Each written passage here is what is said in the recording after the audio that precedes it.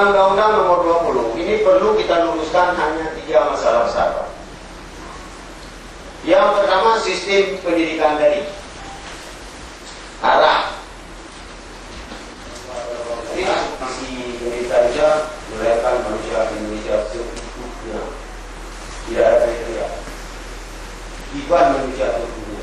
Hanya contoh ada contoh. Nyawa begitu punya tidak ada contoh. Sekarang ada 2.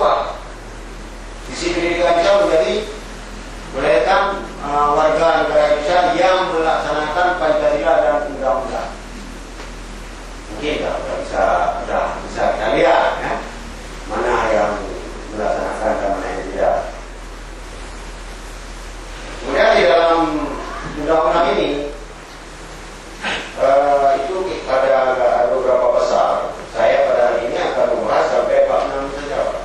Ya, nanti akan dilanjutkan oleh orang lain sampai selesai.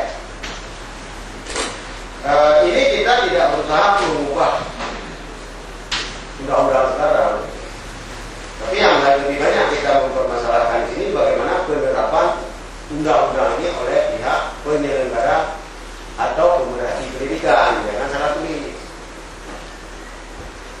Jangan salah pilih. Ya nako